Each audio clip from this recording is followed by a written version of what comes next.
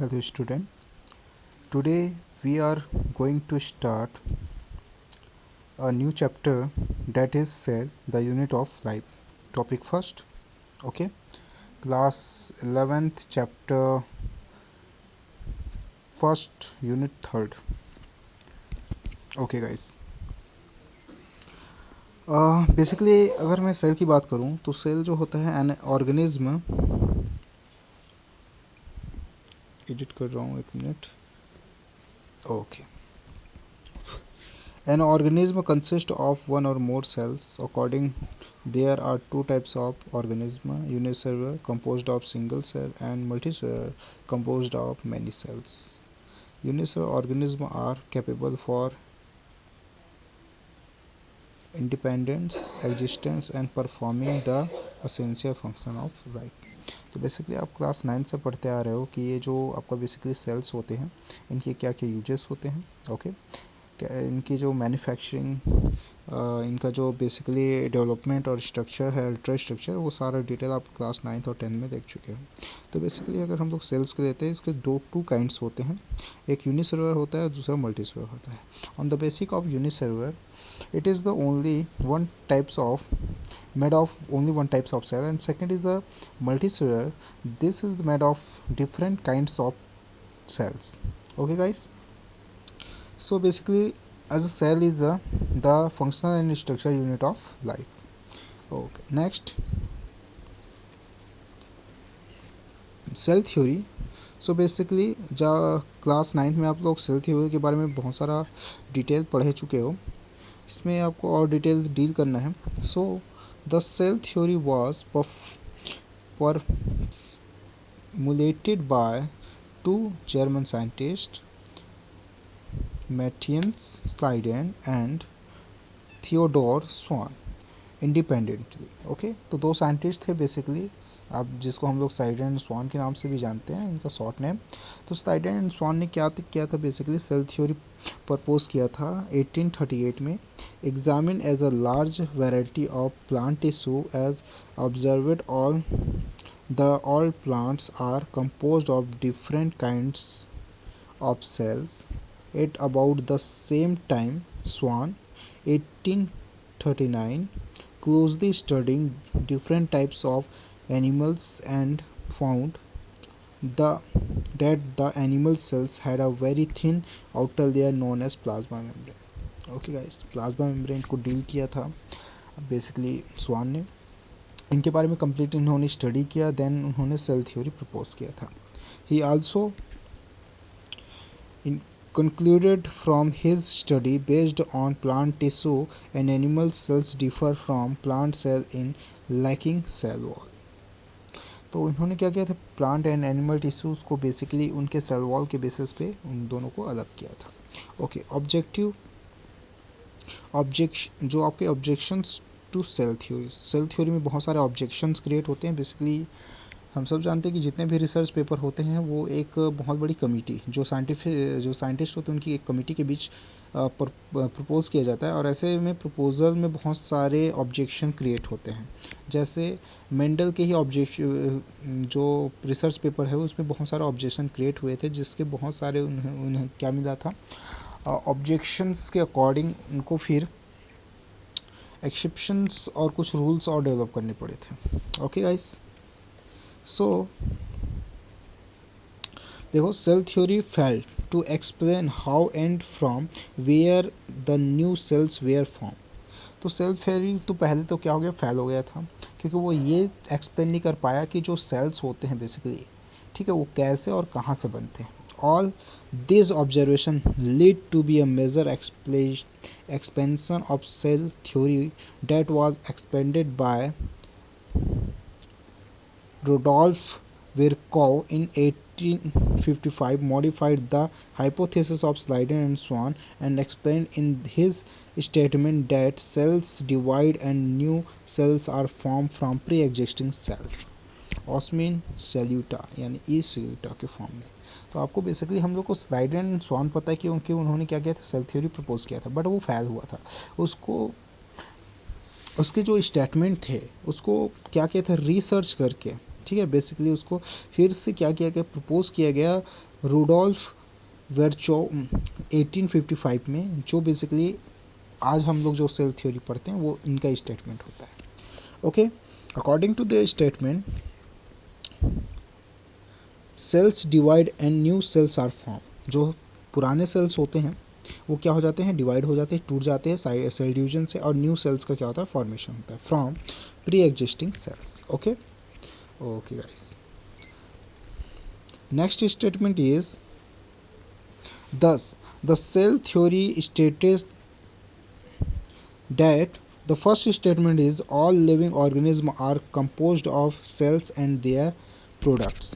जितने भी living organism होते हैं उनमें सेल और उनके प्रोडक्ट्स क्या होते हैं, कंपोज्ड होते हैं। बेसिकली सब में सेम एज इट इज़ ही रहता है। All cells arise from pre existing sales.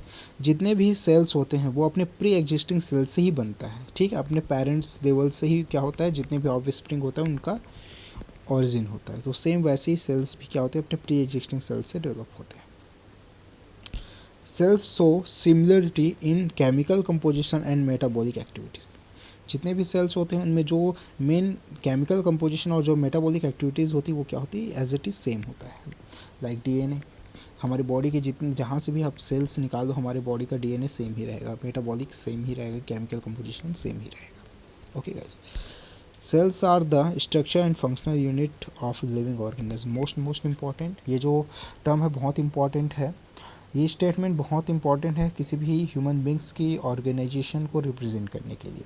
जो सेल जो होता है किसी भी बेसिकली हमारी जो लाइफ है उसका स्ट्रक्चर और फंक्शनल यूनिट होता है। जो सेल में जो जो एक्टिविटीज़ होती है और जो उसका स्ट्रक्चर होता है वही हमारी पूरी बॉडी का स्ट्रक्चर होता है। ओके गाइस, ब्रिक्स हाइपोथेसिस जो है वो आपको ऑब्वियसली पता ही होगा, ठीक है, वैसे ही सेम ये है। और इससे रिलेटेड जितने भी हैं एक्सपेरिमेंट जो रॉबर्ट हुक ने देखे थे वो सारा activities research Schleiden and Schwann ने यूज़ किया था। Structure outer line of a cell. Structure outer line अगर मैं बताऊं आपको बेसिकली, तो स्ट्रक्चर आउटर लाइन में आप बेसिकली जानते हो। So in the basic structure organisation of typical cell is as follows. Typical cell की बात हो रही है यहाँ पे।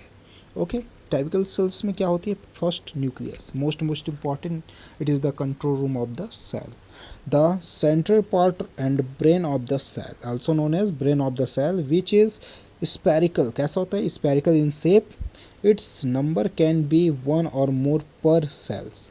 सेल्स में इसका जो नंबर है एक से ज़्यादा भी हो सकता है, सेल पे डिपेंड करता है। It is denser than the surrounding cytoplasm. Okay, denser, it is denser than the surrounding cytoplasm. Cytoplasm से बहुत ही ज़्यादा क्या होता है, ये डेंजर क्वांटिटी में होता है। This nucleus is composed of chromosome contain the genetic material like exact DNA, nuclear membrane and centriole, non membrane bonded organelles present in only animal cell which help in the cell division.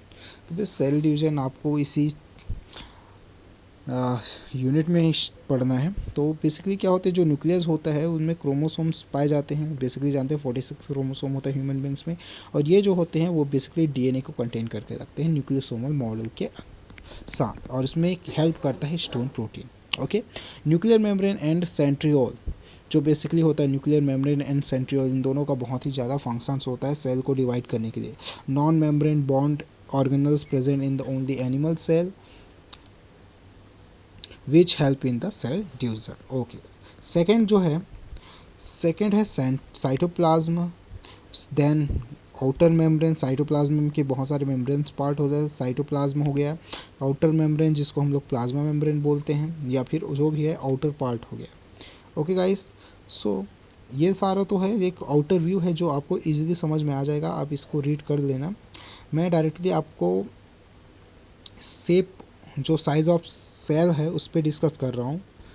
तो जो size of cell होती है, the cells exhibit and endless variation in size, life span and cellular activities. जो cell है उसका size जो होता है बेसिकली एंडलेस होती है और एक्सिबिट होती है बेसिकली बहुत ही ज़्यादा।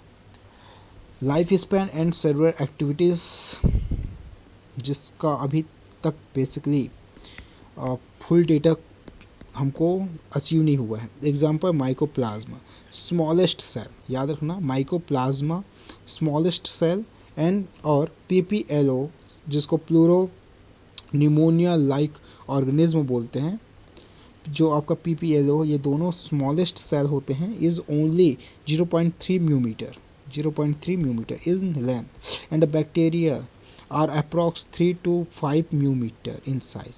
तो बैक्टीरिया का साइज़ 3 to 5 म्यूमीटर हो रहा है, जबकि जो आपका बेसिकली ये जो वायरस है माइकोप्लाज्मा जो है और आपका PPLO है, ये बेसिकली 0.3 म्यूमीटर के होते हैं। इनको देखने के लिए हाई मैग्नीफिकेशन माइक्रोस्कोप की रिक्वायरमेंट्स होती है। ओके गाइस, ये तो हो गया स्मॉलेस्ट। अब लार्जेस्ट एंड ऑर्ट्रिच एज, जो बेसिकली आप स्टार्टिंग से ही पढ़ रहे हो, which is known as to be largest isolated single cell, okay, measures about 170 into 135 millimetre.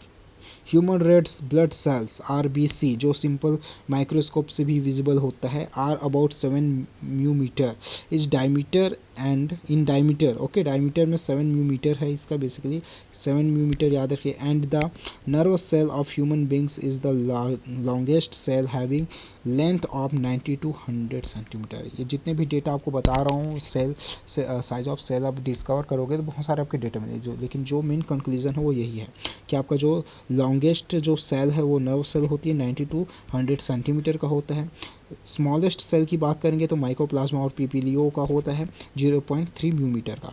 And large basically आएंगे लार्जेस्ट आइसोलेटेड सेल, तो ये हो जाएगा आपका बेसिकली ऑर्ट्रिच एज का। Okay okay guys, shape of cell, अगर मैं बात करूं शेप ऑफ सेल का, तो शेप ऑफ सेल में बेसिकली सेल के बहुत सारे शेप्स होते हैं, बट कुछ some special shapes are very useful, like bacillus, coccus, streptococcus, etc. Okay, the cell also vary in their shape. They may be polygonal. Polygonal means ये वाला shape होता है पॉलीगोनल का। ओके गाइस, देन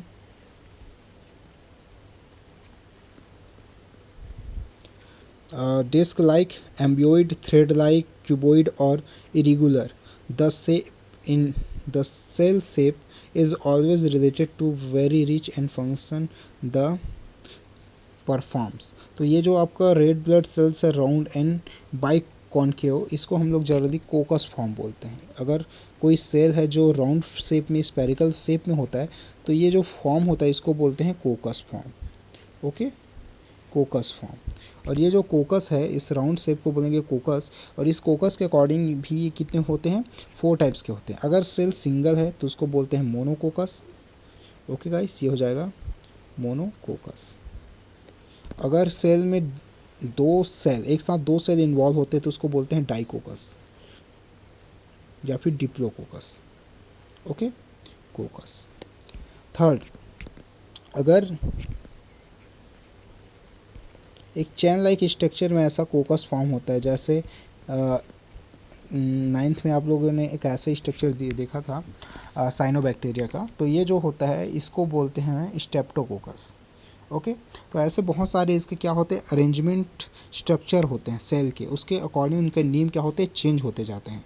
जैसे scientific name होता है वैसे bacteria का भी और जितने भी सेल्स हैं उनका नेम होता है, जो उनके शेप पे डिपेंड करता है। जब नेम किसी भी बैक्टीरिया का लिया जाता है तो उससे उसका शेप डायरेक्टली सामने आ जाता है। ओके गाइस, ये जो है वाइट ब्लड सेल्स। अगर दूसरा शेप की बात करूं तो इसमें हालांकि सॉफ्ट नहीं हुआ है, मैं आपको और बता दूं।